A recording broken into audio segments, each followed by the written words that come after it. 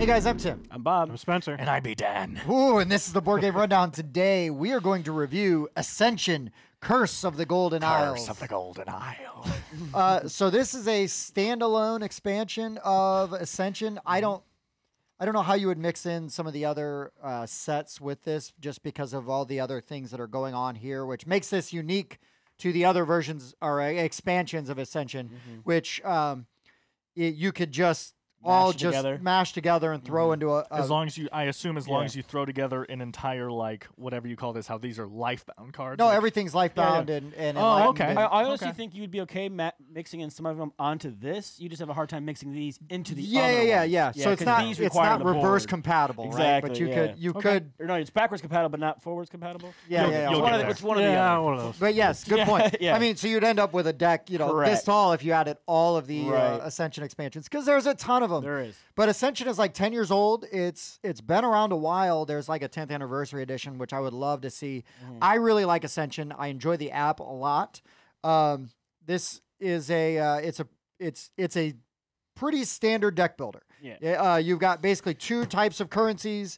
Normally, you've got like combat to killing the monsters, which have a red border. I could find one easily. There's Selkies right there. There's the Cultist, which is always on the board, kind of like Clank, where there's always a goblin or whatever you can fight. To fight. So you're either buying cards with a purchase value, or you've got a combat value, and you can kill guys for the victory points.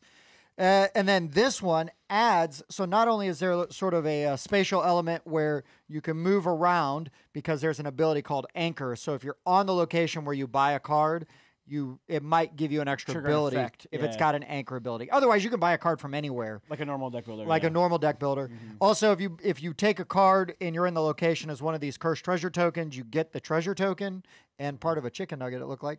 Oh, was there? Probably. But you get the treasure token as well, which will then move it's the Ghost Pirate. We were calling him the Dread Pirate Roberts. Or the Dead Pirate Roberts. Oh. But anyways, these can be traded in if you have like symbols.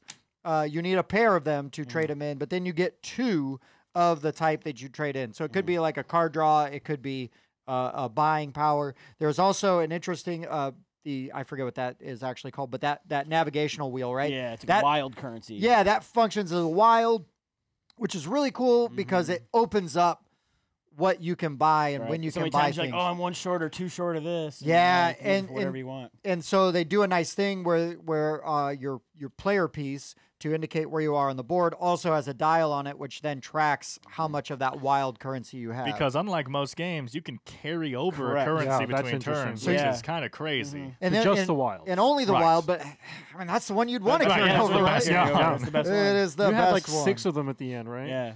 At the end, I only had one. Oh. But you can also I did get do like a 7 raid one time. action, right? So if you're on the same spot as somebody else, you can raid. If you have a card that gives you a raid. Correct. And that will take away their special resources. And so will the Dead Pirate No, it takes away Roberts. treasures. Oh, treasure tokens, sorry. Yep. But Dead Pirate Roberts takes away the raid. Yes.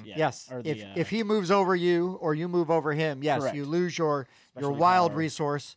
But, yeah, we can raid and steal treasures from other people. Yes. So this adds a lot to Ascension, which the other sets are usually just kind of adding maybe new abilities, different kind of cards and combinations, and they're all really good. I've enjoyed I've played almost every Ascension expansion, mostly digitally, because I started buying the expansions on digital. That's a good idea. And there's so many like out in the physical version, and it was getting kind of hard to track them all down. So I just kind of had settled for getting them digitally. But then when this came out and we had the opportunity to check it out, I'm like, oh, sweet. Yeah. So I jumped on it right away. Plus, and the other kind of nice thing about the digital is if you only want to play with certain expansions, it's easy to just separate those. You don't have to like sort. Also true. But yeah, so Ascension has very unique artwork compared to some other deck builders. Kind of like Aeon Zen has a very unique art style as well. So some people love the Ascension artwork and some people hate it. I kind of like it. I don't think I loved it at first, but then the more I kind of played and was like reading the flavor text on the cards and things like that, I'm like, I enjoy some of the flavor text. I really enjoy it. I really enjoy it. I like the art. This is a little bit different than the standard art, just like a different style. But anyways, Components-wise, I mean, everything is pretty standard for Ascension stuff. You know, the score tokens are the same. These are obviously new, but they're nice. They're sturdy. You know, the dials move well. You know, again, the art looks nice. It's clear whether you're Lifebound, Void, Mechana, or there's the Enlightened ship. Nice. You know, white. So it's pretty clear. It's pretty clear, like, who you are. One of the things we did have a problem with, design-wise, right, is the board itself. So the board, the spaces are all obviously spaces, but the issue is the color of the spaces is important when it comes to the tokens, because when one of these tokens gets drawn, you're supposed to play it on the corresponding place. This one? And, see? So there's like an orange and a red and a purple, yellow, green and blue. Green and blue, but the blue is almost purple, and I'm not colorblind, but Bob is. And so we like had to, like, it was sort of like okay, Bob, like, you know, what's what? Can you figure out what's what? Yeah, these are virtually impossible to tell apart. Like, it's If I own this game, which I probably will, because I did enjoy it. It is my favorite version. Spoiler alert. Right. But I would probably end up having to either like write something on here or something. Yeah, like mark that. your tokens. Mark tokens. Yeah. Like that. Yeah, you could even just write. Not that you want to write like Deadland Hill or whatever, but you could that'd if be you interesting. you wanted to be on. But like a theme simple on the- icon could have fixed all of that. You know? Yes. Something like that. Yep, just a little Or like nautical themed icon. Yeah. Blah blah blah blah blah, and then you just have the icon matching on the back, and then you know where it goes. Sure, just like even like Tim was saying, for me, I am not colorblind, but these two tokens look really similar to me. They just They're do. not? And then they're not. Exactly. And then on the board though, the yellow and orange look way different. But then on the board, the orange and red look insanely different, similar to me. Which then you take the token, and well, the red is clearly different than those two. But on the board, these look Not very so similar. different. So like, Yeah. it's. Again, I didn't have any issue while playing, but I could see the issue. I was like, yeah. someone's going to have problems with at this. a glance, the purple and blue. Just at a glance, I would not think. Oh, that sure, there was the purple and tokens blue. themselves, again, on the board, pretty different. But these two tokens, they're like, if they're on opposite sides of the table, Yeah, I mean, they look pretty close. You know what's funny is So- I guess because I kind of have the inverse issue where purple and blue here Oh, are tougher really? for me Yeah. than these, because these aren't bad. This isn't too bad for me. So the green is good. Right, nailed it. You guys nailed the green. and the red for me. But No. I meant gray. Okay. These gray ones look great. This gray is particularly nice. But It's not that bad. but really though, that's like that was my The biggest big complaint. my big complaint Yeah. about it. The insert's nice. The insert is really good. You've got it. It's like a standard Ascension. yeah. They've been making box job, inserts Tim. for a long time. You know we got a top camera. And you've got. I got so excited. Oh yeah! But there's slots. Basically, I just got all the starter decks, all organized right there. You throw all your extra bits I know it'd in be the like bags and throw them in there. $1,000 to do it, but have you ever sleeved an Ascension? How does it fit inside the? Yeah, I don't know. If a sleeve card fits in there or Good not? question. It looks would- like I a would sleeve card would have fit to in there. It's not like Because- super rounded. Yeah. No, Yeah. there's Yeah. play. There's Okay. play in there. Yeah. So, but yeah, good to know. And yeah, it would be a $1 lot- million that's a lot- adventure that's to a lot- that's if a lot you of had sleeves. every Ascension. Yeah. To sleeve them. But yeah, so we're gonna go around and rate this particular version of Ascension. Daniel, Me. how do we do that? We're just gonna rate this on a 1 to 10 to get you guys our own personal opinions, what we thought of it. But then for ease sake, down the road, we're gonna average them together so that Board Game Geek, Discord, Facebook, anywhere where we post this review, there's just one rating because that's easier to keep track of. Plus, then you just, hey, what did Board Game Rundown rate it? Not what did Tim, Bob, Spencer, and Dan each rate it, right? Just easier that way. Yeah. Way easier. So, Spencer, this was your first version of Ascension you have Yes. ever played. Yes, it was. How did it do for you? I definitely liked it. I love the art. I don't know why Yeah. some people would have a problem with it. I really love the ships, and it's really imaginative the way they come up with these things. I really love him. Yeah. Our little dead pirate Roberts. Oh yeah, he's a little holographic. Oh yeah, he's a little holographic. I don't know if you I can don't know if tell. it's It's pretty showing cool there, looking. Yeah, but- like a little Yeah. foil kind of Um, look to him. And I thought at first we're like, oh, this is going to be really long. But about halfway through the game, we started to go through those things pretty fast. We're like, oh, the engines have started. Yes. Oh, so yeah, I can see the potential for a lot of engines. I had one had started over here, and if I had another turn, it would have started procking like crazy. Yes. So I'm giving this one a 9. Yeah. As right far on. as deck builders go, that's about as high as I've ever given a deck builder. Sure. Yeah, Ascension is one of those games that really lends itself to that engine building. Yeah. Like really can get a lot of things firing off all at once. And it's which not is overly complicated, but it's deep. yeah, no pun intended. Yeah. Daniel, how did you feel about Ascension? Because you played OG Ascension. I played original Ascension once, I think, and I thought it was fine. I will disagree with you slightly, Tim. So out of character. That you said at the beginning, and I understand why you said it, right? But just for my own personal opinion, you said at the beginning, it's a pretty straightforward deck builder. And I disagree. Like, I mean, it has 2 currencies. You're just building your engine, right? But, like, normal Ascension is a bare bones deck builder, at least the ones that I played, right? There's like the faction element in it, right? But it's pretty basic. I would not tell a new player that this was a basic deck builder. There's definitely some stuff going on here with the spatial element, with an AI player that's stealing currency from you, with stuff like that. That is what makes this one different. It doesn't just feel like Dominion and stuff like that, right? So I think it's a little bit deeper and it's kind of a next level thing. Right.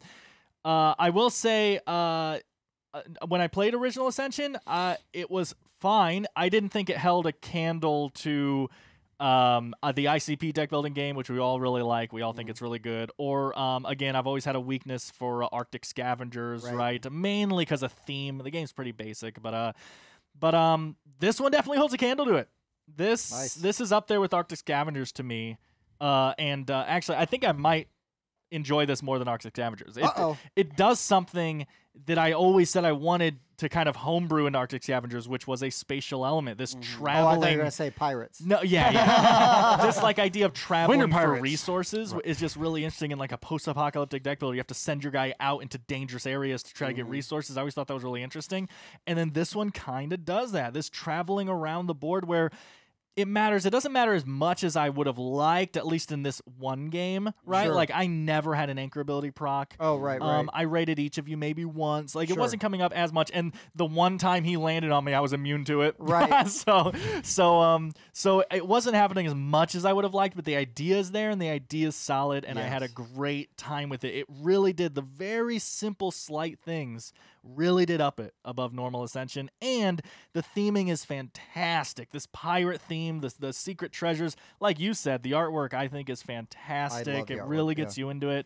I would not, again, just me, I would not also call this an expansion. It's a game. Yeah. Like, it can just be combined with other games in the same series, and the other ones came first, so it's like a standalone expansion for the other thing, but like, every game is a standalone expansion if it's its own game, you know. Like, so I would just tell people this is a game. There are other games in the same line. You know, that's how they brand it. Oh, sure, because that way, because it is kind of compatible.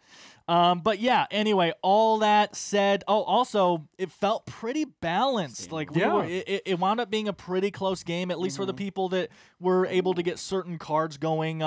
Like Spencer was talking a lot during the game that I had like this crazy broken card. I only had it like the last 25% of the game, but 25%. But like it was really broken. But like, it was just giving me 1 card free every turn, and then you had an engine that was giving you 2 cards free every turn. So I mean, he had a multi-card engine, whereas yours was 1 card. Right. But the cool thing about it was yours, you almost guaranteed had one. I think only 1 round a monster wasn't out you could take. I had many turns where I was like, none. Nothing. I mean, there were multiple turns that there were no monsters it's out, balanced. But I had a like guarantee that. here. It just felt balanced. It was a pretty close game overall. And with all that said, I enjoyed this quite a bit. I'm landing on an 8.5 right now. I thought this was a fantastic... I love deck builders, and I thought this was a great one. Like, seriously, right now, I have ICP, this one, and Arctic Scavenger, like, my top 3, just deck builders. Like, I don't include Clank and stuff in that. That's a whole different beast. But there's just way too much actual, like, other mechanics going on there. Yeah. But, 8.5 for me. That's pretty good. Yeah. That's pretty good. Bobby, so despite the issues... How do you feel about it? By the way, disclaimer though, Bob won when he played. His score will be slightly higher than... Correct. So I want to give it like an 11. You won by a lot. I did win by a lot. The color thing is a big issue. I'm really going to have to modify it a little bit to be able to play it myself and whatnot. Right. It does still kind of suffer from you can't clear cards out and refresh it. So the board is what it is. Yeah, the market is what it is. The nice thing though is that the way that their mechanic works is that when you do buy a card, at least it instantly refreshes. And that does help. And there are a lot of like cheaper cards sometimes too, right? Yes. So, okay, I'll come over here. I'll buy this for 2 and see if something good comes out. Yeah. Yes. So that does help a little bit. I wanted to come down on an 8.5. But because of like the issues that I've got with it, I'm gonna give it an 8. It is my favorite Ascension. I do like it. I'm gonna get my own copy if I can't finagle some kind of a trade out of you for this. Right. Digital version, It's the best Ascension I've played. I've played quite a bit of them. I played a lot of them online with you. Yeah. I'm not huge on mixing all of them together because, like you said, they all each have like a special little quirk about them. And if you put all of them together, the odds of you getting those quirks it dilutes right exactly the experience. So I'd rather just play a version. You brought up a good point though, Bob, because I usually complain about the non-refreshing market, and I just didn't feel like I felt like there were enough good cards in this game that like you might not get your engine right. Like you're like, oh, there's no card out there that helps my engine, but there's something out there that's like 6 points. Correct. I'll take and it. There's 6 cards available, not to mention the ones that are always available. There's 3 ones and that are they static, immediately right? refresh, and the immediate which refreshing that does help. does help. But like in the ICP when we talk about, there's cards in there. There's a lot of them that say destroy a card and replace it. Right. So like as you're doing things, you're able to kind of like get rid of something you don't really want or that you don't want somebody else to have. Yeah. Yeah. Well, yeah, you're totally right though. It's just weird that I didn't. That's usually something I jump on really. I know. hard. I was waiting for that to hit, but it never did. But that's great. That's great. That just That you means didn't feel that with it. Yeah, That's good. you didn't feel that. Yeah, no. So I'm a big fan of Ascension. It's probably one of my favorite games that I don't own. Yeah. Like I said, I started buying it digitally, and then sort of like trying to go back and find all the physical copies with all the different expansions because I really do like a bunch of the expansions. I agree that if you have too many, it dilutes the experience a bit because there are other deck builders that I really like, and I tend to like I've got a friend that will combine all of them all together. And I will play the game because I love the game. In like the biggest box. But I like playing like, oh, we're going to play this set. Yeah. Boom. Yeah, because because these have like the little right. I forgot what that is. And if you've got twice as many cards in there, now that you're getting even fewer of those out there, right? Or the odds of getting a raid card, which is so this because one of the things I was going to say is that like I really I love this and I really want to see expansions for this. Which is why it annoys me that this is called an expansion. Because I wonder if they do that because there won't be any expansions for the expansion. Well, there's a 5 to 6 player Skull and Sails that you can combine with this. I need to do some research on that to see if that is a specific expansion or if that is an expansion for other ones. For Old Ascension that is like, oh, that also works here. But anyways, that also, again, like I said, increases the player count, which is nice, right? Because if you can play 5 or 6 players. But this seems so like fertile for more of these kind of cards, right? I mean, and I'm not talking like huge, this many more cards, but like just adding 15, 20 or 30 cards. Just a couple like small box expansions for just this would be amazing. Yeah. I mean, I love Ascension. The color thing is not near a problem for me as it would be for you. But I do like to recognize that. And this is an 8.5. I really, this might be one of my favorite, like straight out of the box basic basic as in nothing was added to this. Right, exactly. Not basic as in like, this is basic. Super easy. This game goes to the Starbucks for sure. But yeah, so 8.5 for me on this. This is really good. I agree with all the stuff you guys were saying. Really quick thing that I wanted to say in my final thoughts. The most nitpicky dumb thing ever. Okay, it's a tiny thing. And I understand I don't know the Ascension universe, so it probably has a thematic reason in it. Also, this is designed to be combinable with the other one, so that makes sense. But how did you miss the chance to do silver and gold with these for the player version? Like that seems so obvious, but I understand that this is what they look like in normal Ascension. Right. A bunch of these laying around. So that's true. Exactly. They've already got them but made. Like that seems like such an obvious choice to do silver. And gold. There's even coins diamonds on and the rubies. Yeah. The hair is free. So if you take all of our scores and you combine them, 8.5. 8.5. Pretty good. Yeah. It's pretty dang good. Yeah. Pretty dang Pretty good. 8.5. 8.5. Oh, the decimal must have been low enough, right? Because then you give it a It was 9. exactly 8.5. Yeah. Oh, 9, 8, and 2 8.5. Oh, you gave it an 8. I thought you gave it an 8.5 as well. No, I wanted to give it 8.5, but I knocked Right, it because right. of the. I was like, because math of the hard. Yeah. But then he won, so Yeah, that's so back up again. So then there's no dual layer player board, so back Back down. No player board at all. Yeah. So anyways, You're lucky I guys. didn't have complaints with that rule book size. Well, you like that rule book? Yeah, this is fine. This is Yeah. totally fine. It's kind of like. Oh, I will say. Makes nice copies. I will say the rule book. No, not great. Oh, I really? didn't read it, so. No, didn't read it. If you already know how to play Ascension, rule book's You're fine. pretty good. But there's a few things that probably could use some clarifications. But I will say that just play it intuitively. If you've got a question, Most of the things and- play like you think it would. Yeah. Especially if you played Ascension. yes. I mean, this was the first time I played, and you gave us like 2 minutes of introduction. yeah, it's and it was just we had a couple of questions, and then we were in it. We had one You point. keep using the word we. No, those players. We had one point where we had a question about can you move, and then right. Oh, right, split right, up right. your movement. We couldn't find that, but it's such a minor thing. yeah, Yeah, and it barely affected And as long as anything. we all agree, it's even. And again, fine. like I looked up something in the FAQ, which didn't directly answer that, but the answer of it kind of implied You that move you your could moves. split up your move. Yeah. And again, who cares? Everybody's playing the same way. Right. Yeah, exactly. Who cares? So, anyways, guys, this has been Ascension, Curse of the Gold. For the Board Game Rundown, I've been Tim. That was Bob. I've been Spencer. Dan. We'll see you next time. Thanks. Thanks for checking out the Board Game Rundown. If you like what you saw, like, comment, and subscribe to our channel. Share our videos on social media and spread the word. We publish new content weekly, including reviews, unboxing, and Let's Plays. And as always, thanks for watching.